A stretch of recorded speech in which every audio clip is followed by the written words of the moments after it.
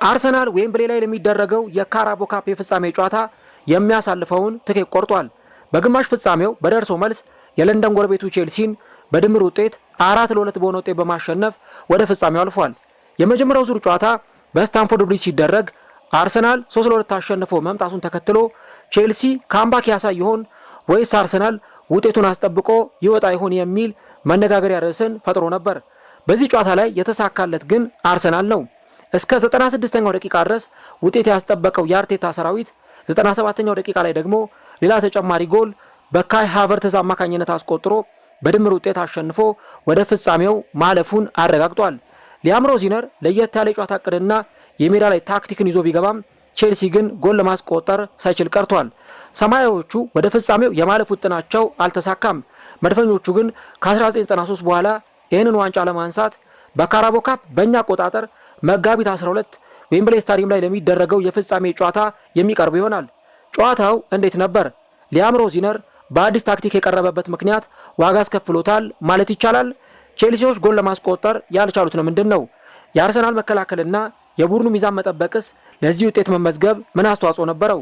ሁለቱ አሰልጣኞችስ ከጨዋታው በኋላ ምን አስተያየት ሰጡ? እነዚህንና ሌሎች ጉዳዮችን እስከ ቪዲዮ መጨረሻ ድረስ ከእኛ ጋር አብራችሁ ከቆያችሁ የምንነግራችሁ ይሆናል። ሰላም ጤና ይስጥልን። የተወደዳችሁና የተከበራችሁ ውድ የቻናላችን ተከታታዮች እንዴት ናችሁልን? እግዚአብሔር ይመስገን እኔ በጣም ደህና ነኝ። የምትገኙት አራዳ ሜዳ ኦፊሻል ዩቲዩብ ገጻችን ላይ ነው። ዘንድሮ እግዚአብሔር ቢፈቅድ 100,000 ሰብስክራይበር የመግባት እቅድ ይዘን እየሰራ እንገኛለን። ያንንም ከፈጣሪ ቀጥሎ ከእናንተ ጋር እናሳካዋለን ብለን ተስፋ እናደርጋለን።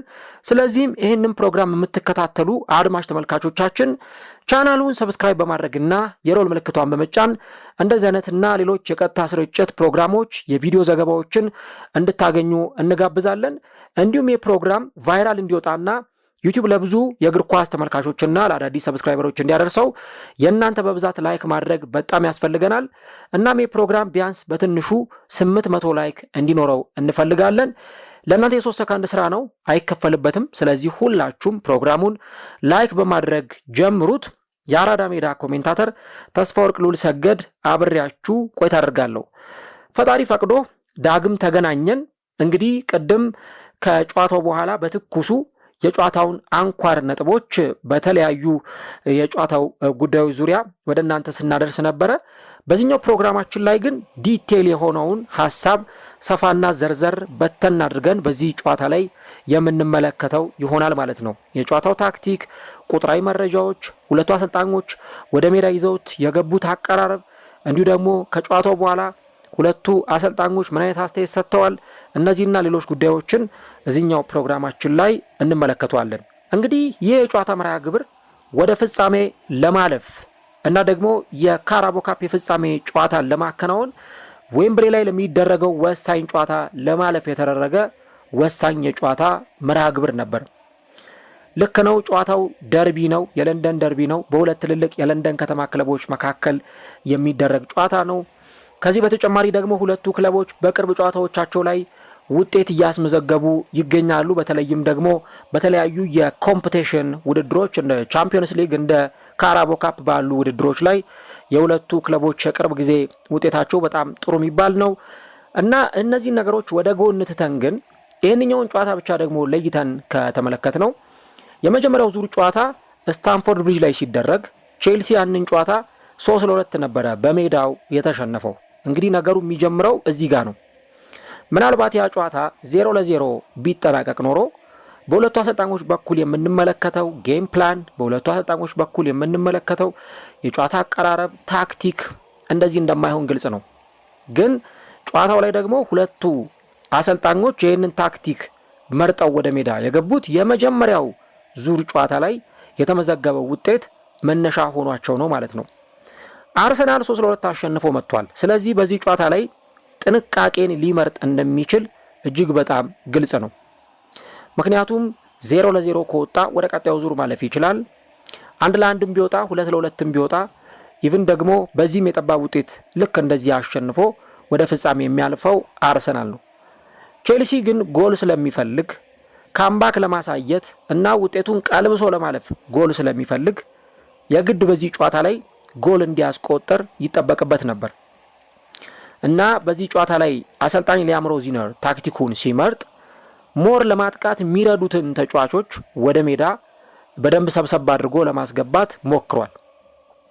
ይህ በእንዲህ እንዳለ ግን ማጥቃት ደግሞ ሲባል ቅድም ገና ጨዋታው ሳይጀመር በፊት ከጨዋታው በፊት በነበረኝ የቪዲዮ ትንታኔ ላይም እንደተናገርኩት ቼልሲ ሲያጠቃ መከላከሉ ላይም ጥንቃቄ ማድረግ አለበት። ሲከላከልም በጥንቃቄ መሆን አለበት። ምክንያቱም ሪስክ ላለመውሰድ ነቅለህ የምትወጣ ከሆነና በሃይላይን ከአርሰናል ጋር የምትጫወት ከሆነ ቅጣቱ እጅግ በጣም ከባድ ነው። ለዚህ ደግሞ ማሳያው ዘንድሮ አርሰናል የገጠማቸውን ተጋጣሚዎች በተለይ ደግሞ በሃይላይን የሚጫወቱ ተጋጣሚዎችን መመልከት በቂ ነው። አርሰናል ከአትሌቲኮ ማድሪድ ጋር ሲጫወት አርሰናል በጥቂት ደቂቃዎች ውስጥ ነው አትሌቲኮ ማድሪድን ያፈራረሰው። የአትሌቲኮ ማድሪድ መከላከል ለአርሰናል በጣም የተመቸ ስለነበረ አርሰናሎች በቀላሉ ወደ ጎል እየደረሱ ጎሎችን ሲያስቆጥሩ ተመልክተናል። ስለዚህ አርሰናልን በፍጹም በሃይላይን አትገጥምም፣ ይህንን ሪስክ አትወስድም። ቼልሲ ደግሞ በሎ ብሎክ አይጫወትም፣ ምክንያቱም ማጥቃት የሚፈልግ ቡድን ነው። ስለዚህ ማጥቃት እየፈለገ ኮምፓክት ሆኖ ሊጫወት አይችልም። ስለዚህ በዚህ ምክንያት ቼልሲ ማጥቃቱንም መከላከሉንም ባላንስ አድርጎ ለመሄድ ነበረ በአሰልጣኝ ሊያም ሮዚነር በኩል ይህንን የጨዋታ ታክቲክ የመረጠው። እንግዲህ በዚህ ጨዋታ ላይ በአሰልጣኝ ሚኬል አርቴታ በኩል ስንመለከት ኬፓ አሪዛባልሃ የአርሰናል ተቀዳሚ ተመራጩ ነው። በዚህ ጨዋታ ላይ ተመልክተነዋል። ልክ እንደተለመደው ካራቦ ካፕ ላይ አርቴታ እንደሚያደርገው ቲምበር፣ ሳሊባ፣ ማጋሌሽ እና ሂንካፒየ የተከላካይ መስመሩ ላይ ሲጫወቱ የተመለከትናቸው ተጫዋቾች ናቸው። ዴክላን ራይስ፣ ዙብሜንዲ የአማካይ መስመሩን ሲመሩት ነበር።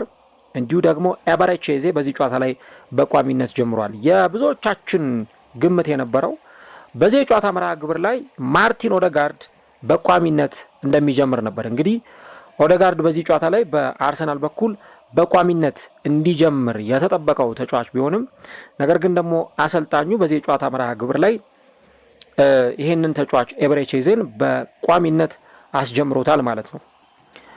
እንግዲህ ኤበረቼዜን ወደዚህ ጨዋታ ሲያስገባው ምናልባት የአማካይ መስመሩ ምን አይነት ሁኔታ ሊኖረው እንደሚችል ምን አይነት የጨዋታ አቀራረብ ሊኖረው እንደሚችል በሆነ መንገድ መገመት ይቻል ይሆናል። ግን ደግሞ ሁሉም የራሳቸው ኳሊቲ አላቸው። ኤበረቼዜንም ብታዩ ማርቲን ኦዴጋርድም ካይ ሃቨርትዝም በዚህ ጨዋታ ላይ ቢጫወት አጫወታቸው የተለያየ ነገሮችን ነው ዴሊቨር የሚያደርጉት። ሁሉም የራሳቸው ኳሊቲ ያላቸው የጋራ የሚያደርጓቸውም ነገሮች ደግሞ ጭምር ይኖራሉ ማለት ነው። ይህን ነገር በዚህ መንገድ መመልከት አንዱ በጣም አስፈላጊ ጉዳይ ይሆናል እና እንደውም የሆነ መረጃ ስመለከት ነበር። እሱን ቀደም ሲል በነበረኝ የላይቭ ፕሮግራም ላይ ማጋረቻችኋለሁ እና አርቴታ ለተጫዋቹ እረፍት ለመስጠት ሲል ከሰንደርላንድ ጋር የሚደረግ ደግሞ ወሳኝ የፕሪሚየር ሊግ ጨዋታ ስላለ ለዛ ጨዋታ ተጫዋቹን ለማሳረፍ ሲል ኤበረቼዜን በዚህ ጨዋታ ላይ እንደተጠቀመው ሲገለጽ ነበር። እንደውም ጨዋታው ካለቀ በኋላ ሁሉ የፎቶ ማስረጃዎች ሲወጡ ነበር እና ማርቲን ኦዴጋርድ እዛው ኤምሬትስ ስታዲየም ላይ ተገኝቶ ነበረ እና ጨዋታው ካለቀ በኋላ መልበሻ ክፍል ውስጥ ከነ ካይ ሃቨርትዝ ከነ ካላፊዮሪ ጋር ደስታውን ሲገልጽ እንደነበረም ተመልክተናል ማለት ነው። የፊት መስመሩ ላይ ኖኒ ማዱዌኬ፣ ማርቲኔሊ እና እንዲሁ ደግሞ ዮኬሬስ በአርሰናል የቋሚ 11 ውስጥ የተሰለፉ ተጫዋቾች ናቸው። የቼልሲን አሰላለፍ ስንመለከት ግን እኔ መጀመሪያ አሰላለፉን ስመለከተው ቼልሲ ሜዳ ላይ ይዟቸው የገባው 5 ተከላካዮችን ስለነበር የጨዋታ አቀራረቡ ምን ሊመስል ይችላል የሚል ጥያቄ ፈጥሮብኛል። ሮበርት ሳንቼዝን በግብ ጠባቂነት አስጀመረ። ጆራል ሃቶ፣ ትሬቮ ቻሎባህና እንዲሁ ደግሞ ዌስሊ ፎፋና የተከላካይ መስመር ላይ የተሰለፉ ተጫዋቾች ናቸው። ከዚህ በተጨማሪ 2 ተጫዋቾች ማሎ ጉስቶና ማርክ ኮኩሬያ ደግሞ እንደ ዊንግ ባክ የሚጫወቱ ተጫዋቾች ናቸው። ኤንዞ ፈርናንዴዝ፣ አንድሬ ሳንቶስ እና ደግሞ ሞይሰስ ካይሴዶ የአማካይ መስመር ላይ የተሰለፉ ተጫዋቾች ናቸው። ሊያም ዴላፕና ዦአው ፔድሮ ደግሞ የፊት መስመሩን ለመምራት ወደ ሜዳ የገቡ ተጫዋቾች ናቸው። ስለዚህ አሰላለፍ ውስጥ ተመለከቱት ወረቀት ላይ የ3-5-2 አሰላለፍን የሚያሳይ ነው። ቼልሲ ኳስ ይዞ በሚጫወትበት ጊዜ 2 ዊንግ ባኮች ማርኮ ኩሬያ እና እንዲሁ ደግሞ ማሎ ጉስቶ የመስመር ማጥቃት የሚያከናውኑ ተጫዋቾች ይሆናሉ። ቼልሲ ደግሞ በሚጠቃበት ጊዜ ኳስ በሚያጣበት ጊዜ ደግሞ በተቃራኒው በ5-3-2 አሰላለፍ ወደ ሜዳ ይገባል ማለት ነው። ስለዚህ አሰልጣኙ አቀራረብ የነበረው ጌም ፕላን የነበረው ሞር የሚያጠቁ ተጫዋቾችን በማብዛት ማሎ ጉስቶና ማርኮ ኩሬያ በመስመሮች በኩል እንዲያጠቁ፣ ኤንዞ ፈርናንዴዝ ወደፊት በነፃነት በግራው መስመር በኩል ወጣ ብሎ እንዲጫወት፣ ሞይሰስ ካይሴዶ የቀኙን ማጥቃት በተለይ ደግሞ ማሎ ጉስቶና ሊያም ዴላፕን እንዲያግዝ፣ ዦ ፔድሮና እንዲሁ ደግሞ ሊያም ዴላፕ የፊት መስመሩን እንዲመሩ አሰልጣኙ እነዚህን ተጫዋቾች ይዞ ወደ ሜዳ ገብቷል። ለየት ያለ አቀራረብ ያልነው ይህንኑ ነው ማለት ነው። እንግዲህ ጨዋታው ለገለልተኛ ተመልካች የሚያዝናና ጨዋታ አልነበረም። ለገለልተኛ ተመልካች የሚስብ ጨዋታ አልነበረም። ኢቭን ለሁለቱ ደጋፊዎችም ጨዋታው ያን ያህል በጣም የሚስብ ቁጭ ብድግ የሚያሰኝ ብዙ ሙከራዎች የተሞከሩበት ጨዋታ አልነበረም። አርሰናል የመጀመሪያዎቹን 2 እና 3 ደቂቃዎች ኳስ ይዞ እነዛን ኳሶች በደንብ ወደፊት ይዞ እየወጣ ለመጫወት ሲሞክር ነበር። ከዛ በኋላ ደግሞ እንደገና ቼልሲ ኢን ዘ ሪቨርስ ኳሱን ይዞ መጫወት ጀምሯል። ነገር ግን የመጀመሪያዎቹ 5 ደቂቃዎች ምንም ሙከራ ያልተሞከረባቸው ነበሩ። ምናልባት ሎጂካል በሆነ መንገድ ስታስቡት ቼልሲ ጎል ይፈልጋል፣ ጎል ማስቆጠር ይፈልጋል። ስለዚህ እዚህ ጨዋታ ላይ በጣም በችኮላ ገና ፊሽካው ከተነፋበት ደቂቃ ጀምሮ ወደፊት እየወጣ ያጠቃል የሚሉ ግምት በጣም የብዙ ሰው ነበረ። ግን ደግሞ በቼልሲ በኩል ያንን ማጥቃት በጣም በፍጥነት እንዳያደርጉ ደግሞ ምናልባትም አንዱ ስጋት የነበረው አርሰናል በካውንተር አታክ እያጠቃ ሊጫወት ስለሚችል ኋላቸው ደግሞ ተጋላጭ እንዳይሆን፣ የመከላከል ቀጠናቸው ተጋላጭ እንዳይሆን የግድ ያንን መስመር እየጠበቁ መጫወት ነበረባቸው። ስለዚህ ጨዋታው ላይ በቼልሲ በኩል ያንን ሚዛን የመጠበቅ ሁኔታ ነበረ ስናየ ነበረው። ጨዋታው ላይ የመጀመሪያው ሙከራ የተሞከረው በሊያም ዴላፕ አማካኝነት ነው። 6ኛው ደቂቃ ላይ ሳጥን ውስጥ ከቀኝ መስመር አንድ ኳስ ሞክሮ ነበር። ነገር ግን ኳሱ ኢላማውን ሳይጠብቅ ቀርቷል ማለት ነው። አርሰናል ከዛም በኋላ ኳሱን ይዞ መጫወት ነበር የቀጠለው። የመጀመሪያዎቹ 10 ደቂቃዎች ላይ ብናይ በአርሰናል በኩል ምንም ሙከራ የለም።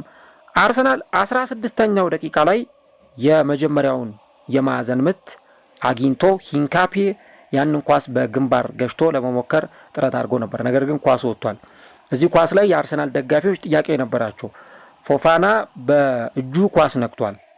ስለዚህ ለምንድን ነው የፍጹም ቅጣት ምት ያልተሰጠን?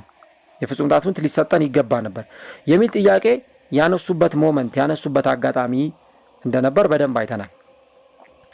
ግን አልቢትሩ ምንም የሚያሰጥ ነገር የለም ብለው ያንን ጨዋታ ያስቀጠሉበት ሞመንት ነበር።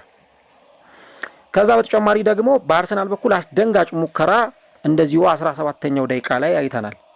ኤበረቺዜ ለሂንካፒዬ የሰጠው ኳስ ሂንካፒዬ እጅግ በጣም በሚያስገርም ሁኔታ ነበረ ከሳጥኑ ጠርዝ ላይ አክርሮ የሞከረው። ነገር ግን የቡድኑ ግብ ጠባቂ ሮበርት ሳንቼዝ ያንን ኳስ አድኖታል ወይም እንዳይቆጠር አድርጎታል። በአርሰናል በኩል በጣም አንዱ የተመለከትነው አስደንጋጭ የሚባለው ሙከራ የነበረው ይኸው ኳስ ነበር። እንደውም 20ኛው ደቂቃ ላይ ኬፓ አሪዛባላጋ በጣም ቆንጆ ኳስ ለማርቲኔሊ ሎንግ ቦል አቀብሎት ነበር። ነገር ግን ማርቲኔሊ ያንን ኳስ በደንብ ሊጠቀምበት ወይም ደግሞ ፍሬያማ ሊያደርገው አልቻለም።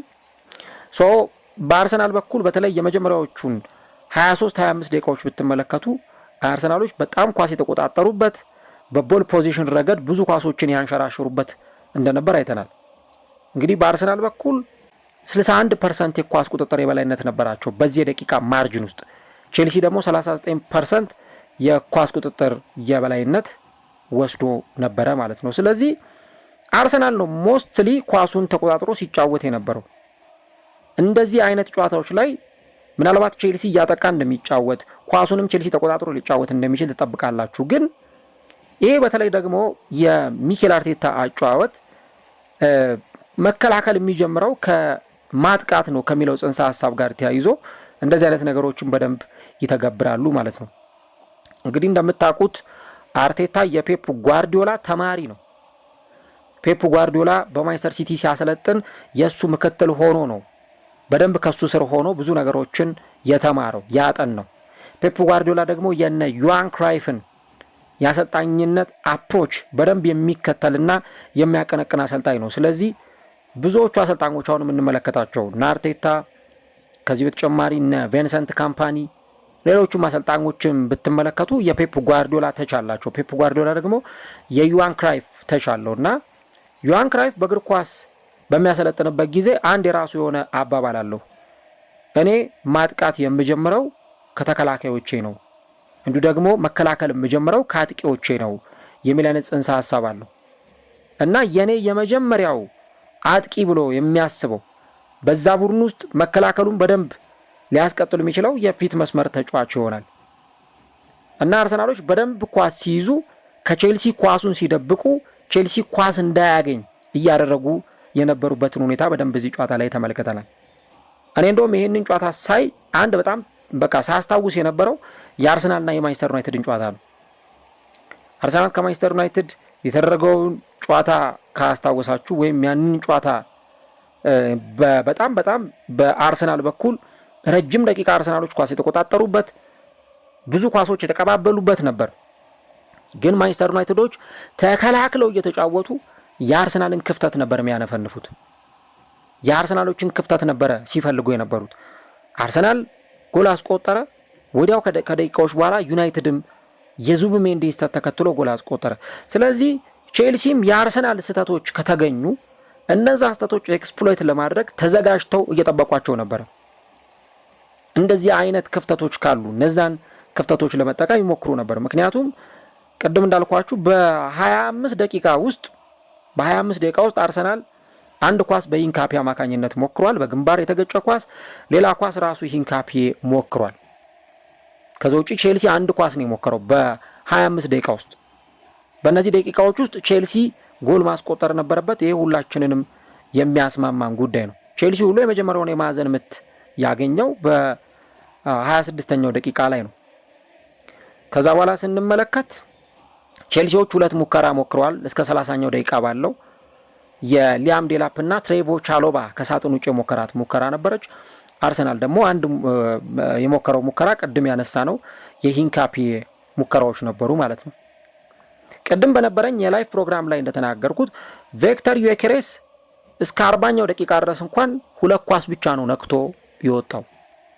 ያ ማለት ብዙ ኳሶች ሲደርሱት አልነበረም። የአርሰናል ተጫዋቾች ነበሩ በብዛት ኳሱን ሲቀባበሉ የነበሩት፣ በተለይ ተከላካይ መስመር ተጫዋቾቹ እነ ሳሊባ እነ ማጋሌሽ።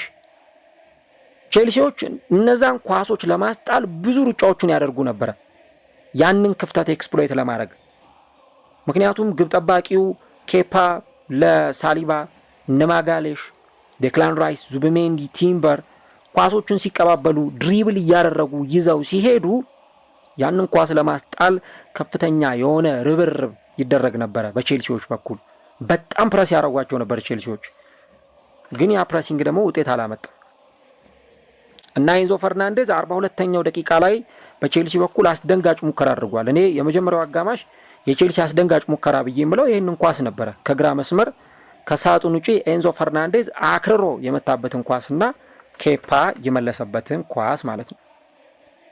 ይህንን ነው በቃ በጣም ከባድ ሙከራ ብለን ልንጠቀስ የምንችለው በቼልሲ በኩል በመጀመሪያው አጋማሽ። ቼልሲ በሙሉ አቅሙ ያላጠቃበት ምክንያት ምንድን ነው ብለን ካልን ለአርሰናል ቦታና ክፍተት ላለመተው ሲባል ነበር። ምክንያቱም ለአርሰናል እንደዚህ አይነት ክፍተቶችን የምትተው ከሆነ በየትኛውም አጋጣሚ ዋጋ ሊያስከፍላችሁ ይችላል። በየትኛውም አጋጣሚ ሳክሪፋይ ማድረጋችሁ አይቀርም። በቃ ዋጋ ትከፍሉበታላችሁ። ያንን መስዋዕትነት ላለመክፈል ሲባል ቼልሲዎች በሙሉ አቅማቸው ያጠቁ አልነበረም። የቼልሲ አቅም ይህ አይደለም። ቼልሲ በሙሉ አቅሙ ሲያጠቃ ከዚህም በላይ በጣም እየወረረ እንደሚጫወት ይታወቃል። ግን አርሰናል ለ30 ደቂቃ ኳስ በራሱ ተቆጣጥሮ ሲጫወት ያየንበት፣ በኳስ ቁጥጥሩ በጣም ጥሩ እንቅስቃሴዎች የነበሩበት፣ ነገር ግን ደግሞ ብዙ ሙከራ ያላየንበት ነው። አርሰናል ጎል ለማስቆጠር ምንም ጥድፊያ ውስጥ የሚያስገባው ነገር የለም። ምክንያቱም የሚፈልገውን ውጤት ስታንፎርድ ብሪጅ ላይ አስመዝግቦ መጥቷል። ስለዚህ 0-0 ቢወጣ ምንም የተለየ ነገር አይፈጠርም። 0-0 ቢወጣ የሚያልፈው አርሰናል ነው። ያችን ሞመንት አስቀጥሎ በዛች ሞመንት ውስጥ ለመቀጠል ነበረ አርሰናሎች ጥረት ሲያደርጉ የነበረው። ሁለተኛውም አጋማሽ ላይ በሁለቱም ክለቦች በኩል ሞር አሁንም ጥንቃቄ የበዛበት ሁኔታ ነው የተመለከትነው። በቃ ጥንቃቄው በጣም የበዛ ነበረ። ቼልሲ እያጠቃ እየተጫወተ ነው፣ ኳስ ይዞ እየተጫወተ ነው፣ ግን ደግሞ ጥንቃቄው አለ። ያቺ ጥንቃቄ አልቀረችም። አርሰናል ጭራሽ እንደውም የሆነ ሰዓት ላይ ኳሱን ሁሉ ለቼልሲ ለቆ መጫወት ጀመረ። በቃ አሰልጣኙ ሊያም ሮዚነር ሁለት ተጫዋቾቹን ቀይሯል በሁለተኛው አጋማሽ ኤስቴቫኦና ፓልመርን በማስገባት ጆረል ሃቶና ሊያም ዴላፕን የቀየረበት የሁለተኛው አጋማሽን ነበር የተመለከትነው። ቼልሲ ወደ ባክ ፎር ተመልሷል። ጆረል ሃቶ ከወጣ በኋላ በተለመደው አራቱ የተከላካይ መስመር ተጫዋቾች ማሎ ጉስቶ፣ ትሬቮ ቻሎባ፣ ዌስሊ ፎፋና እነዚህ ተጫዋቾች ራሱ ኩኩሬያ በባክ ፎር የሚጫወቱበት አሰላለፋቸው ወደ አራት የተከላካይ መስመር የተመለሰበትን ሁኔታ ነበር የተመለከትነው። ብዙ ኳሶች ከሳጥን ውጪ ይሞከሩ ነበረ። ማርክ ኩኩሬያ ከሳጥን ውጪ የሆነ ኳስ ሞክሮ ነበረ፣ ለምሳሌ በ63ኛው ደቂቃ ላይ፣ ነገር ግን ኢላማውን አልጠበቀም። ኤንዞ ፈርናንዴዝ ከአንድ ደቂቃ በኋላ 64ኛው ደቂቃ ላይ ከሳጥን ውጪ ኳስ ሞክሮ ነበረ፣ እንደዚሁ ያም ኳስ ወጥቶበታል። ከዛ በኋላ በአርሰናል በኩል 68ኛው ደቂቃ ላይ ሃቨርትዝ እና ትሮሳርድ ሲገቡ ዩኬሬስ እና ማድዌኬ ተቀይረው የወጡበትና ትሮሳርድ በግራ በኩል ሲጫወት ትሮሳርድ በቀኝ በኩል ሲጫወት ማርቲኔሊ ደግሞ ወደ ግራው አዘን ብሎ የተጫወተበት ሁኔታ ነበር። አንድሬ ሳንቶስ ተቀየረ። እንዲሁ ደግሞ ጋርናቾ ወደ ሜዳ ገባ። ስታንፎርድ ብሪጅ ላይ ተጽዕኖ ፈጣሪ እንቅስቃሴ ያሳየው ይሄው ተጫዋች ነበር፣ ግን ተጽዕኖ ፈጣሪነቱን ደግሞ ሜዳ ላይ ምንም አልተመለከትንም። አርሰናል ኖ ኦፌንስ ምንም እያጠቃ አልነበረም። በቃ ምንም ጭራሽ ደግሞ ደቂቃው እየገፋ በመጣ ቁጥር የአርሰናል ማጥቃት እጅግ በጣም ከፍተኛ ሆኖ ነበር የቀጠለው እና እንደውም ዴክላን ራይስ 77ኛው ደቂቃ ላይ ጥሩ ኳስ አሻምቶ ማጋሌሽ ያንን ኳስ ሞክሮት ኩኩሬያ ነበር ያወጣው እንጂ ጎል ለመሆን በጣም የተቃረበ ኳስ እንደነበር አይተናል። ቼልሲዎች የማዕዘን ምት አግኝተው ፎፋና ያንን ኳስ ሞክሮ ነበረ። ከዛ በኋላ የፍጹም ቅጣት ምት ተብሎ አጨቃጫቂ ሞመንቶች ነበሩ። የአርሰናል ተጫዋቾች በተለይ ደግሞ ለመከላከል የቅጣት ምት ለመከላከል ባደረጉት ጥረት ኳስ በእጅ ተነክቷል የሚሉ አይነት ጥያቄዎች ነበሩ። ነገር ግን ደግሞ ነገሩን በዛ ሁኔታ ከተመለከቱ በኋላ የሁለቱም በአርሰናልም በኩል የነበረው ሂደት እንዲሁም ደግሞ በቼልሲም በኩል የነበረው እንቅስቃሴ የፍጹም ቅጣት ምት የሚያሰጥ አይደለም በሚል እንግዲህ የዕለቱ የጨዋታ ዳኛ ለሁለቱም ቡድኖች አንዳንድ ሞመንቶች ነበሩ። በእርግጥ እነዛን ሞመንቶች እሳቸውም ዲሳይድ ለማድረግ የወሰኑባቸውን ሁኔታዎች የአርሰናል ደጋፊዎችም ያልተደሰቱባቸው አሉ፣ የቼልሲ ደጋፊዎችም ደግሞ ያልተደሰቱባቸው ሞመንቶች እንደነበሩ አይተናል። ግን የጨዋታው ዳኛ ደግሞ ፒተር ባንክስ ውሳኔያቸውን ሲወስኑ ቫር ላይ ለነበሩት ጄምስ ቤል እና ለረዳቶቻቸው ነበር ውሳኔያቸውን የተወው የነበሩት፣ ግን ሪኮመንድም አልተደረጉም ቫር እንዲመለከቱ። ስለዚህ ውሳኔያቸው በዛው በመጀመሪያው ነበረ የቀጠለው።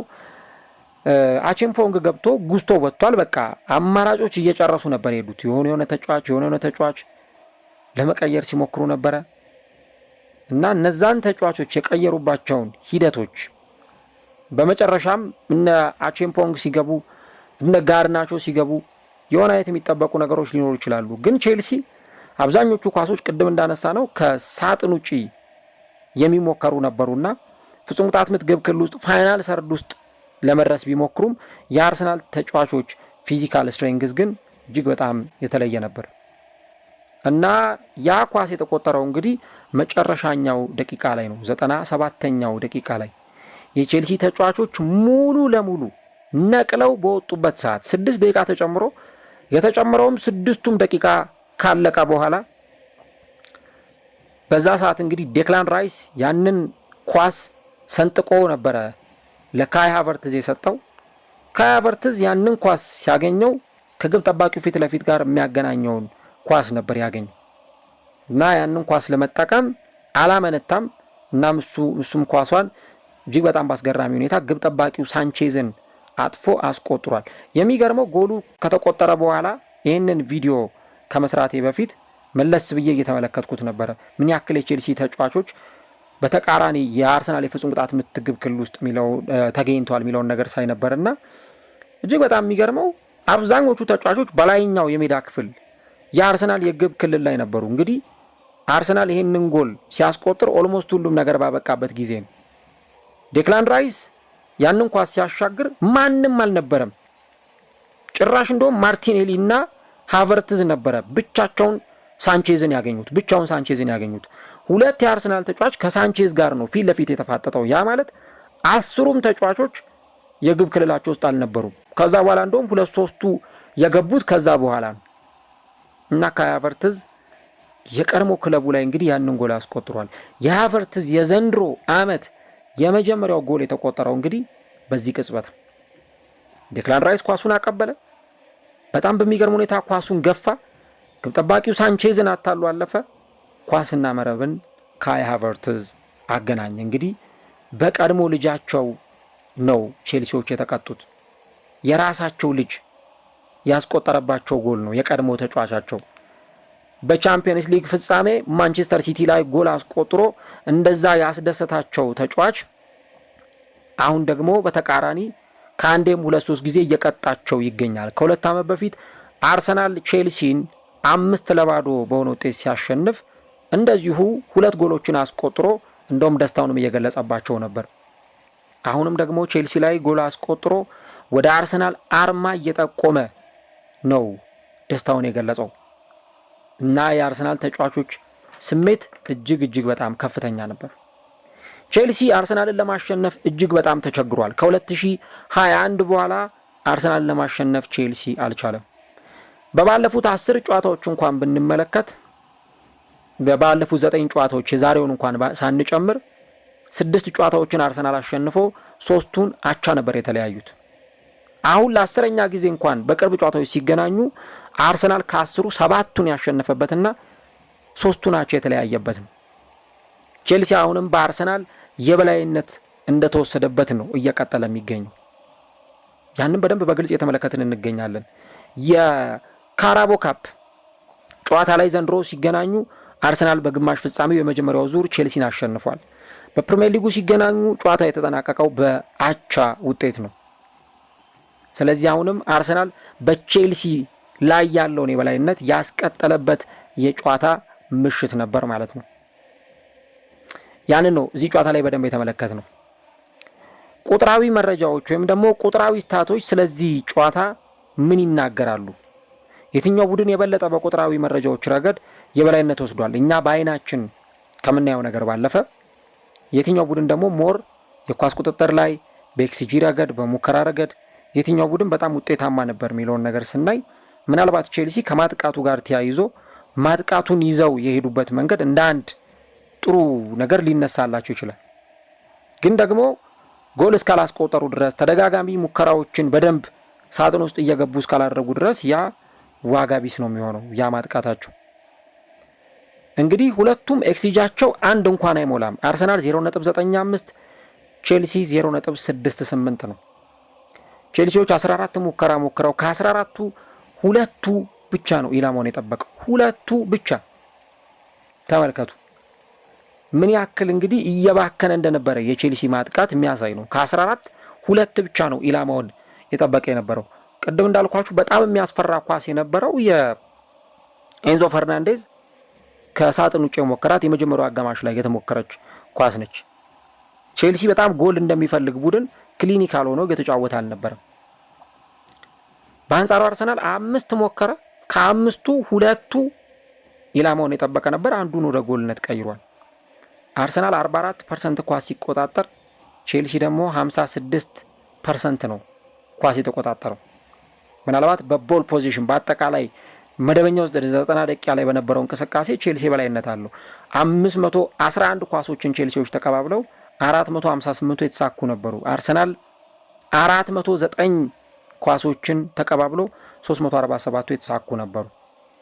ግን ቼልሲ ክሊኒካል አልነበረም። መከላከሉን ከማጥቃት ጋር ባላንስ ለማድረግ የተሞከረው ሙከራ አዲሱ የጨዋታ አቀራረብ አዲሱ የጨዋታ አፕሮች አልሰራላቸውም። በአንጻሩ ግን አርቴታ ሜዳ ላይ የተገበረው ሁሉም ነገር ሰርቶለታል።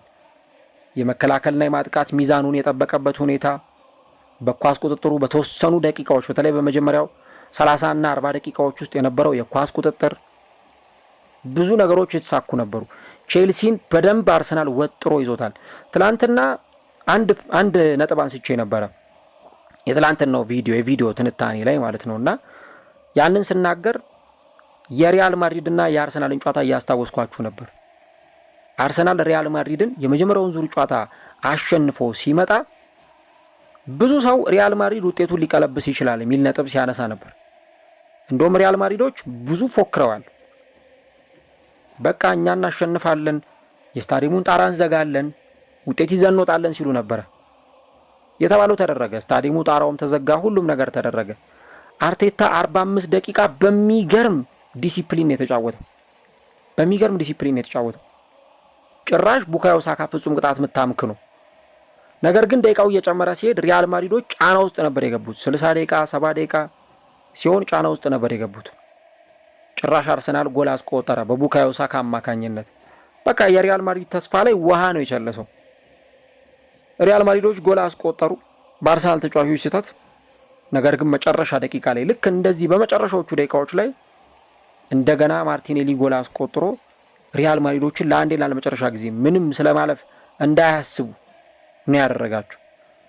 ስለዚህ አሁን አርቴታ የመጀመሪያውን ጨዋታ ውጤት ይዞ የወጣበት ነገር ስለሆነ ሁለተኛው ጨዋታ ላይ በጣም የተሻለ ጥንቃቄዎችን እንደሚመርጥ ወደ ኋላ ፈግፍጎ ሙሉ ለሙሉ ባይጫወት እንኳን እያጠቃም እየተከላከለም ሊጫወት እንደሚችል ያን ነበር የተመለከትነው እና ከጨዋታው ሂደት ጋር በደንብ የሄደው የጨዋታ ታክቲክ በመምረጡ ምክንያት ጨዋታው ላይ የሚፈልገውን ውጤት አስመዝግቦ ወጥቷል እና ለዚህ ጨዋታ ደግሞ በተለይ የአርሰናል መከላከል ላይ ምን ያክል ጠንካራ ተጫዋቾች ነበሩ የሚለውን ነገር ስንመለከት እኔ ሂንካፔ በዚህ ጨዋታ ላይ በጣም የሚደነቅ ፐርፎርማንሱን ያሳየ ተጫዋቾቹን ሲመራ የነበረበት ሂደት፣ እያንዳንዱ ታክሎቹ፣ የሚሞክራቸው ኳሶች፣ ሌሎቹም ነገሮች በአጠቃላይ በጨዋታው ላይ የተለዩ ነበሩ።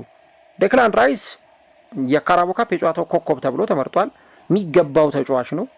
ዴክላን ራይስም በታታሪነት ነበር ሲጫወት የነበረው እና ደግሞ ያንን ኳስ አሲስት በማድረግ ሂደት ውስጥም ተጫዋቹ ትልቅ ስራ አንሰርቷል።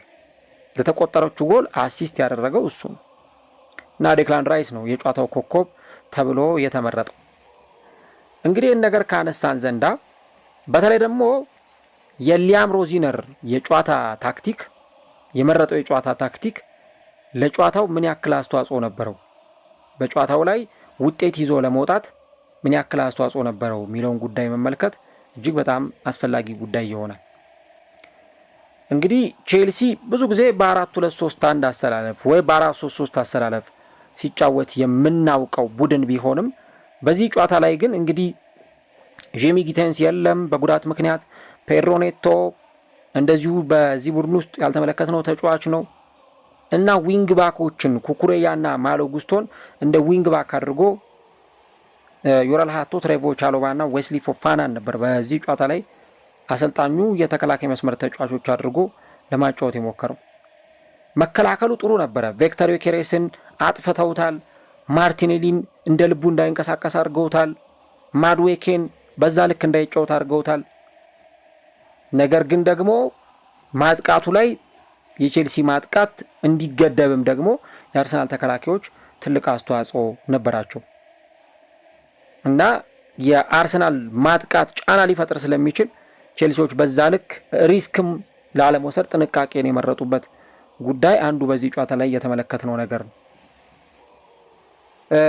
ይሄ ውጤት መመዝገቡ የቼልሲ ደጋፊዎችንና ሊያም ሮዚነርን የሚያበሳጭ ነገር ነው የሚለውን ነገር ስንመለከት ቼልሲ ወደ ፍጻሜ አለመድረሱ የቼልሲ ደጋፊዎችን ሊያበሳጭ እንደሚችል አንዱ በጣም ግልጹ ነገር ነው እና ያኛውን የጨዋታ መርሃ ግብር ባለፈው ሳምንት ዌስትሃምን በካምባክ አሸንፈው ወደዚህ ጨዋታ ሲመጡ ወደ ፍጻሜው ለማለፍ የአንዷን ጎል ውጤት ለመቀልበስ አስበውም ነበረ ወደ ሜዳ የመጡት።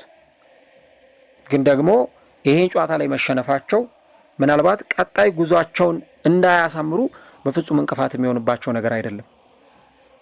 አሰልጣኙም ሲናገር ነበረ ይሄ የአርቴታ ቡድን በተለይ ደግሞ ከጋዜጠኞችም ጥያቄ ሲቀርብለት እንደነበረው ለ6 ዓመታት የተገነባ ቡድን አርሰናል ዋንጫ የሚጠበቅበት ሂደትና ቼልሲ ዋንጫ የሚጠበቅበት ሂደት በተለይ ደግሞ ከሚዲያዎች ሊሆን ይችላል ከሌሎችም ሁኔታዎች ስንመለከተው ጫናው በጣም የሚበዛው አርሰናል ላይ ነው። ምክንያቱም ሊያም ሮዚነር ገና ወደዚህ ክለብ እንኳን ከመጣ 4 ወር 5 ወር እንኳን ያስቆጠረ አሰልጣኝ አይደለም። ገና ከመጣ ጥቂት ጊዜው ላይ ነው የሚገኘው እና ገና እንደመጣ አሁን አሰልጣኙን ዋንጫ ማምጣት አለበት እንዲህ ማድረግ አለበት ብሎ አሰልጣኙን ጫና ውስጥ የሚከተው ነገር አይኖርም። ወደ ፍጻሜ ቢያልፍ ደጋፊዎቹ ይደሰታሉ፣ ቦርዱ ይደሰታል። ዋንጫ ቢያነሳ ለደጋፊው ደስታ ነው፣ ለክለቡ ባለቤቶች ደስታ ነው። ዋንጫውን ቢያመጣ ከምንም በላይ የአሰልጣኙም ኬሪየር በደማቁ በወርቃማ ብዕር የሚጻፉለት ብዙ ነገሮች ይኖራሉ። ግን ዋንጫ ስላላመጣ ወይ ፍጻሜ ስላልደረስክ የሁሉም ነገር ማብቂያ ነው ብሎ እዚህ ጋር የሚታሰበት አይነት ሁኔታ አይኖርም። ስለዚህ እንደውም ይህንን ጨዋታ በተመለከተ እዚህ አትሌቲክ ላይ ሀተታ ሲጽፉ የነበሩ ጋዜጠኞችም እንደተናገሩት የቼልሲ በዚህ ጨዋታ ላይ አለማሸነፍ ወይም ወደ ፍጻሜ አለመድረስ አሰልጣኙን ለትችት የሚያበቃው እንዳልሆነ የአሰልጣኙን እንደውም ማስተር ማይንድ የተመለከትንበት ነው። በዚህ ትልቅ ጨዋታ ላይ ኤምሬትስ ላይ በተደረገ ጨዋታ ላይ ታክቲኮችን ቀይሮ አንዳንድ አፕሮቾችን ቀይሮ ወደ ሜዳ መምጣቱ በአሰልጣኙ በኩል ያለውን የጨዋታ አቀራረብ በደንብ የሚያሳይ ነገር መሆኑን በደንብ የምንረዳው ጉዳይ ይሆናል። ሌላኛው እዚህ ጨዋታ ላይ የምንመለከተው ጉዳይ በተለይም ደግሞ የአርሰናል ይሄ ወደ ፍጻሜ ያለፈበት ውጤት ለአርሰናል ምን ማለት ነው የሚለውን ነገር እንመለከተዋለን። ከዛ በፊት ግን እስቲ ጨዋታው ላይ ምን አይነት ስሜት ተሰማችሁ? ይሄ ስሜታዊነት የሆነውን ነገር ወደ ጎን እንተውና አርሰናል በማሸነፉ ምን ተሰማችሁ? ወደ ፍጻሜ በመድረሱ ውጤቱስ እንዴት ባለው ሁኔታ ነው በደጋፊዎቹ በኩል ስሜት የፈጠረው የሚለውን የቼልሲም ደጋፊዎች የአርሰናልም ደጋፊዎች ከስሜት ነፃ በሆነ መንገድ ኮሜንት ላይ ሀሳቦቻችሁን ጻፉልን እና ላይክ ካላደረጋችሁና እዚህ ድረስ ከመጣችሁ ፕሮግራሙን ላይክ እያደረጋችሁ ማዳመጣችሁን ቀጥሉ። ይሄ ጨዋታ ለአርሰናል ከምንም በላይ ትልቅ ቦታ የሚሰጠው ጨዋታ ነበር ወደ ፍጻሜ በማለፉ ምክንያቱም ስለ አርሰናል ብዙ ትችቶች ይቀርባሉ። አርሰናል በባለፉት 4 የግማሽ ፍጻሜ ጨዋታዎች ላይ ማሸነፍ አልቻለም። 2 ጊዜ በፔዤ አምና በደርሶ መልስ በቻምፒዮንስ ሊግ፣ 2 ጊዜ ደግሞ እንደዚሁ በጣም አርሰናሎች የተበሳጩበት የኒውካስል ዩናይትድ የደርሶ መልስ ውጤት የተመዘገበበት ቡድን ነበረ አርሰናል። አሁን ግን ከ2020 በኋላ ነው አርሰናል ለመጀመሪያ ጊዜ ወደ ፍጻሜ ያለፈበት ውድድር የተፈጠረው እና በዚህ ጨዋታ ላይ አርሰናል በማሸነፉ ምክንያት እንግዲህ በ2020 ያንን የኤፍኤ ካፕ ዋንጫ ካሸነፉ በኋላ ኮሚኒቲ ሺልድንም ካሸነፉበት ጊዜ በኋላ እንግዲህ አሁን አርሰናል ለቻምፒዮንስ ሊግ የ16 ጥሎ ማለፍ አልፏል። ኤፍኤ ካፕ ወደ 4ኛው ዙር ደርሷል። የፕሪሚየር ሊጉ መሪ ነው። ካራቦ ካፕ ደግሞ ፍጻሜ መድረሱ እጅግ በጣም የተለየ ነው። እንግዲህ በፈረንጆቹ አቆጣጠር ማርች 22 ወይም በእኛ አቆጣጠር ባለሳሳት መጋቢት 12 ይመስለኛል እዛ ላይ ለሚደረገው የፍጻሜ ጨዋታ አርሰናል ያለፈበት ትልቅ ምሽት ነው። እንግዲህ ቅድም እንዳነሳሁት አሁን የሁሉም ነገር ግንባታ መጥቶ አሁን የመጨረሻው ምዕራፍ ላይ ደርሷል። አሁን አርሰናል እንደቀደመው ጊዜ መካከለኛ ደረጃ ላይ ያለ ቡድን አይደለም። በቃ በብዙ ሜትሪክሶች አርሰናልን ተመልክተን አሁን ይሄ ቡድን ለዋንጫ ብቁ ነው የምንልበት ጊዜ ላይ ደርሷል እና አርሰናል እንግዲህ በ6 ዓመት ውስጥ ለመጀመሪያ ጊዜ ለዋንጫ የደረሰበት ሞመንት መሆኑን መዘንጋት የለብንም እና በጣም ለአርሰናል ወሳኝ የሚባል ነው። በተለይ ደግሞ ይሄንን ዋንጫ ማሸነፍ ቀጣዮቹን ዋንጫዎች እንዲያሸንፍ ለአርሰናል በጣም ትልቅ የስነ ልቦና መነሳሳትን የሚፈጥርለትም ጭምር ነው እና አስቡት እንግዲህ በነዛ ጨዋታዎች ላይ ኤፍኤ ካፕን ኮሚኒቲ ሺልድን አሸነፈ ያልነው አርሰናል አሁን ዋንጫ ካሸነፈ ዓመታትን አስቆጥሯል።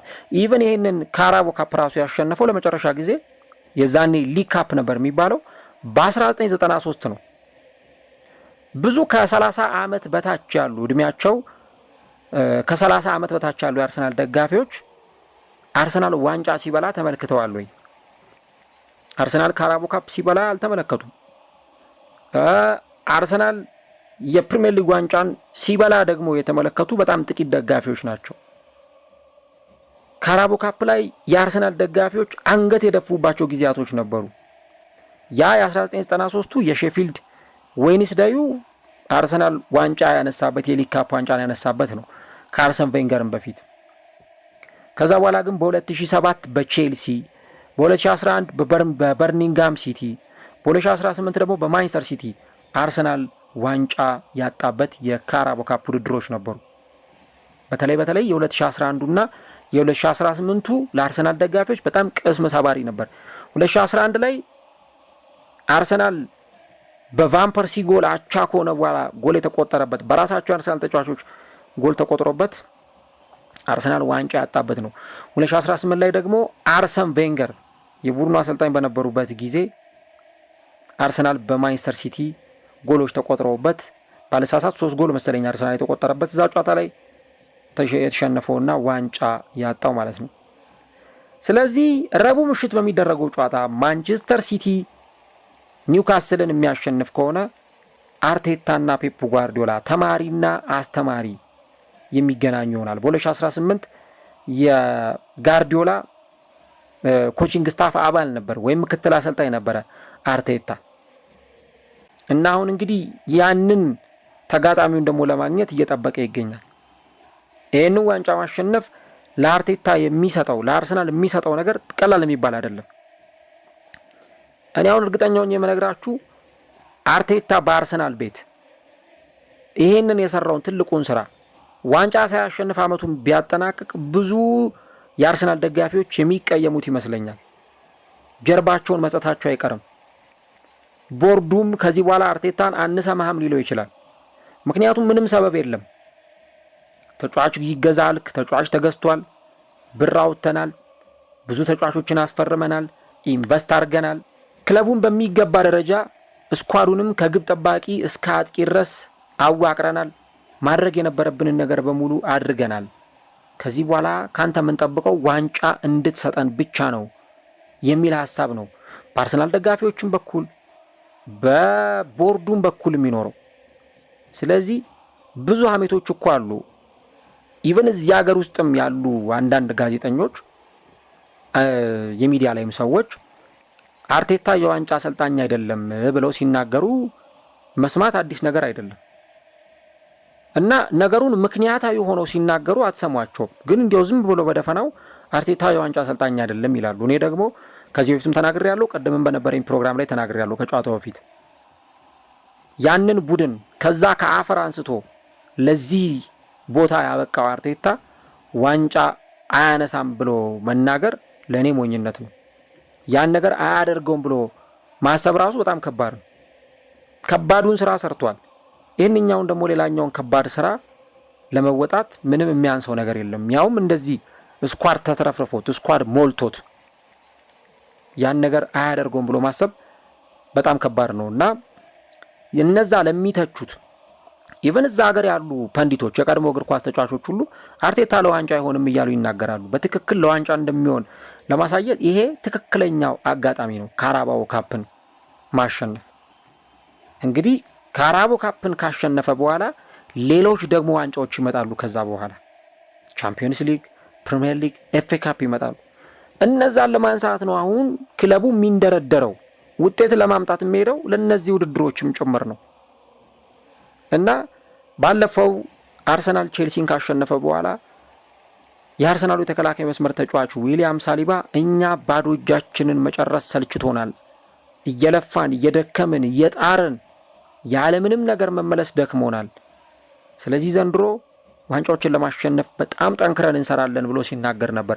4 ዋንጫ ለማሸነፍ ኳድራፕል ለማሸነፍ ሁሉ እንሰራለን ሲል ነበር እና ይሄ ስኳድ በጣም ለዋንጫ የተሰራ ለዋንጫ ዲዘርቭ የሚያደርግ ቡድን ነው። በአውሮፓ መድረክም እንግሊዝ ውስጥም በደንብ ያንን ነገር ለማድረግ ስለዚህ እንግዲህ ከ4ቱ አሁን የመጀመሪያውን ዋንጫ ለማሸነፍ የካራባኦ ካፕ ዋንጫን እየተጠባበቀ ይገኛል ማለት ነው እና ለአርሰናል ውጤቱ እኛ ከምናስበው በላይ በጣም ትልቅ ነው ወደ ፍጻሜ መድረሱ። እንግዲህ ፍጻሜ ላይ ዋንጫውን ያነሳል አያነሳም እሱ ራሱን የቻለ ጉዳይ ነው። ተጋጣሚው ይታወቅና ከማንቸስተር ሲቲ ወይ ከኒውካስል ማን ያሸንፋል የሚለው ነገር ይታወቅና ያው ማንቸስተር ሲቲ የመሆን እድሉ ሰፊ ነው። የመጀመሪያውን ዙር አሸንፎ ስለመጣ የማንቸስተር ሲቲ እና የኒውካስል ውጤት ይታወቅና የአርሰናል የፍጻሜ ተጋጣሚ ማን እንደሆነ እናውቀዋለን። ግን እንደዛም ቢሆን ለፍጻሜ መድረሳቸውና እዛ ደረጃ መገኘታቸው ለአርሰናል ደጋፊዎች ትልቅ ደስታን የሚሰጥ ነው። እና ይሄን ዋንጫ ደግሞ ካሸነፉ ካራቦ ካፕን ካሸነፉ ለሌሎች ዋንጫዎችም መነሳሳትን የሚፈጥርላቸው። ይሄ ስኳድ መቼ ዋንጫን አሸንፏል? ይሄ የነ ሳሊባ የነ ማጋሌሽ የነ ራይስ የነ ቲምበር የነ ራያ የነ ዙብሜንዲ ይሄ ስኳድ እኮ ዋንጫ አላሸነፈም። ስለዚህ ዋንጫ ሲያሸንፍ ለሌሎቹም ዋንጫዎች በደንብ ራሱን ያዘጋጃልና ዋንጫ ፍጻሜ መድረሱ ለአርሰናል ደጋፊዎች እጅግ በጣም የተለየ ስሜትን የሚፈጥር ነው ማለት ነው። ጨዋታው ካበቃ በኋላ ሁለቱ አሰልጣኞች ምን ተናገሩ፣ ምን አስተያየት ሰጡ የሚለውን ነገር ስናይ እንግዲህ የአርሰናሉ አሰልጣኝ አርቴታ በጣም ደስተኞች ነን፣ ማለፍም ይገባን ነበር እና ጨዋታውን ያጠናቀቅንበት መንገድ እጅግ በጣም የሚያምር ነበረ ከካይ ሃቨርትዝ ጎል ጋር እና ክራውዱ የደጋፊዎች ስሜት እጅግ በጣም የተለየ ነበር የሚል ሀሳብ ሰጥቷል። እና ግን ደግሞ ቼልሲንም አድንቋል። አሰላለፍ ቀይረው ነበር የመጡት እና ጨዋታው ላይ የነበራቸው ፐርፎርማንስ በጣም ጥሩ ነበር የሚል ሀሳብ ነው ስለ ቼልሲ የተናገረው። ከዚህ በተጨማሪ በባለፉት 4 የግማሽ ፍጻሜ ጨዋታዎች ላይ ተሸንፈዋልና በዚህ ጨዋታ ላይ ማሸነፍ እንደ ስፕሪንግ ቦርድ እንደ መነሳሻዎች ሊሆንልህ ይችላል ወይ ተብሎ ሲጠየቅ አርቴታ ከባለፉት ሁኔታዎች መማራችንን ይህ ጨዋታ በደንብ ማሳያ ነው ብሏል። እና ሃቨርትዝም በተመለከተ እኔ ብቻ ሳልሆን ሁላችንም በእርሱ ደስተኞች ነን፣ ዋንጫ ማሸነፍ ደግሞ ኮንፊደንስ ኢነርጂያችንን ይጨምርልናል የሚል ሀሳብ ሰጥቷል። ከዚህ በተጨማሪ በቼልሲና በአርሰናል በኩል የነበረው ማርጂን በጣም ጠባብ እንደነበር ነው ያነሳው። ዘ ማርጂንስ ዌር ጎይንግ ቱ ቢ ስሞል ቢኮዝ ዜ አር ሪሊ ኤ ጉድ ሳይድ ብሏል። በጣም ተፎካክረውናል፣ በጣም ከባድ ጨዋታ ነበረ እና በሁለታችን በኩል የነበረው ማርጂን ጠባብ ነው የሚል ሀሳብ በአርቴታ በኩል ተሰጥቷል። ሊያም ሮዚነር እንግዲህ ጨዋታው ካበቃ በኋላ በሰጠው አስተያየት ስለ ጌም ፕላን ጥያቄ ቀርቦለት ነበረ። ጌም ፕላን ቀይሮ በመግባቱ ጉዳይና ትናንትናና ዛሬ ከነበሩን ሁኔታዎች አንጻር ነው ተጫዋቾችን የመረጥኩትና ሁለተኛው አጋማሽ ላይ ብዙ ጊዜ ወደ ፋይናል ሰርድ ስንደርስ ነበረ፣ ግን ደግሞ አንዳንድ ተጫዋቾቻችን ለምሳሌ ሬሲ ጄምስ፣ ፔድሮ ኔቶ እንዲህ አይነት የተወሰኑ ሁኔታዎች ነበሩ። ኤስቴቫኦ በግል ጉዳይ ወደ ሀገሩ ከሄደ በኋላ ነው ተመልሶ የመጣው እና እነዚህ ሁኔታዎች ማኔጅ ማድረግ ነበረብን እና ጌም ፕላኑ ሰርቷል፣ ግን ውጤቱ እንደምትፈልገው አልሆነልም ተብሎ ሲጠየቅ በመሸነፍስ ተበሳጭተሃል ወይ ተብሎ ሲጠየቅ ስናሸንፍ ደስ ይለኛል፣ ስንሸነፍ ደግሞ ሁልጊዜም እበሳጫለሁ። ነገር ግን ደግሞ ይሄ የጌም ፕላን ጉዳይ ሳይሆን በጨዋታው ላይ ውጤት ያለማግኘት ጉዳይ ነው የሚል ሀሳብ ነበር የሰጠው። ስለ ትችትም ጥያቄ ቀርቦለታል። ሚዲያዎች ሊተቹ ይችላሉ፣ ተንታኞች ሊተቹ ይችላሉ፣ ምን ትላለህ ተብሎ ሲጠየቅ ያው መተቸት የተለመደ ነገር ነው። ውጤት ስታጣ ይተቹሃል፣ ጥሩ አልሰራም ይሉሃል፣ ስታሸንፍ ደግሞ ጂኒየስ ነው ብለው ያደንቁዋል። እኔም ተንታኝ ነበርኩ፣ ፐንዲት ነበርኩና ምን እንደሆነ ነገሩን በደንብ እረዳዋለሁ የሚል ሀሳብ ነው ሊያም ሮዚነር የሰጠው። ከዛ ግን የመጀመሪያው ጨዋታ በመሸነፍ ዋጋ አላስከፈልህም ወይ ተብሎ ሲጠየቅ የዛኔ ብዙ ሁኔታዎች ነበሩ። በጨዋታው ላይ ጥሩ ለመጫወት ሞክረን ነበረ፣ ግን ደግሞ ፍሉ ወይም እንደ ጉንፋን አይነት በሽታ ስኳዳችን ውስጥ ገብቶ ነበር። ሰበብ መስጠት አያስፈልግም፣ ግን ገና ወደ ቼልሲ እንኳን ከሄድኩ 4 ቀን ነበር የዛን ጊዜ እና በዛ ጨዋታ ላይ መሸነፋችን አንዱ ፋክተር ነበር። ግን እዚህ ጨዋታ ላይ ደግሞ ከነበረው ፐርፎርማንስ ጋር ስናጠቃ ብንቆይም ነገር ግን ጎል አለማስቆጠራችንና አለማሸነፋችን ያኛው አበሳጭቶኛል የሚል ሀሳብ ሰጥቷል። እና እንግዲህ ጨዋታው በዚህ መንገድ ነው የተጠናቀቀው ማለት ነው። ቼልሲ እንግዲህ በቀጣይ በእንግሊዝ ፕሪሚየር ሊግ ከወልቭስ ጋር ይጫወታል። አሰልጣኙም እንግዲህ ወደፊት መጓዛችንን እንቀጥላለን፣ የፕሪሚየር ሊግ ጨዋታችንን እናከናውናለን እና በዛ ጨዋታ ላይ ደግሞ የበለጠ ራሳችንን ለማሳየት የምንጫወትበት ነው የሚል ሀሳብ ነው አሰልጣኙ የተናገረው። እንግዲህ ወሳኙን ጨዋታ ደግሞ የሚያከናውነው ቅዳሜ ዕለት ነው እና ያንን ደግሞ በወልቭሱ ጨዋታ ላይ ለማሳየት እንደሚጥሩ አሰልጣኙ ተናግሯል። አርሰናል እንግዲህ በቀጣይ ከሰንደርላንድ ጋር ይጫወታል። ስለ ስኳድ ሮቴሽን ሲጠየቅ በጣም አምናቸዋለሁ፣ ተጫዋቾቼን አምናቸዋለሁ የሚል ሀሳብ ሰጥቷል እና በደንብ ሮቴት ለማድረግ የሚሞክረውን በዛ መንገድ መሆኑንም ጭምር ነው የተናገረው ማለት ነው። እና እስቲ ጨዋታውን እንዴት አያችሁት? ከጨዋታው በኋላ ምን አይነት ስሜት ተሰማችሁ? የሁለቱንም ቡድን ደጋፊዎች የሚመለከት ጉዳይ ነውና ኮሜንት ላይ የገባችሁ ሀሳቦቻችሁን ልታጋሩ እንችላላችሁ። አርሰናል ቼልሲን በድምር ውጤት 4-2 በሆነ ውጤት በማሸነፍ የፍጻሜ ትኬቱን የቆረጠበት ምሽት ሆኗል። የአርሰናል ደጋፊዎች በጣም ደስታቸውን ሲገልጹ ነበር። ኖርዝ ለንደን ፎሬቨር እያሉ ሲያዜሙ ተመልክተናል። ከዚህ በተጨማሪ ደግሞ ካይ ሃቨርትዝንም እንደዚሁ የካይ ሃቨርትዝን ስም እያነሱም ሲያዜሙ ነበረ። ፎፋና እያለቀሰ ነበረ ትላንትና ጨዋታው ይሄኛው ጨዋታ ካለቀ በኋላ እና ቲምበር እንደውም ሊያጽናናው ሁሉ ሲሞክር ተመልክተናል። ፓልመር እና ማድዌኬ የቀድሞ የአንድ ቡድን ጓደኞች አፋቸውን ሸፍነው ሙሉ እየተነጋገሩ ነበር። እንግዲህ ቼልሲ ገና ከዚህ በኋላ በጣም ብዙ የሚጠብቀው ነገር አለ። ገና ከዚህ በኋላ ብዙ እንዲጓዝ የሚጠበቅበት ቡድን ነው። በዚህ በቡድን ግንባታ ውስጥ በቡድን ሂደት ውስጥ በጣም ብዙ የሚጠበቁበት ነገሮች አሉና ያን ነገር እንመለከታለን።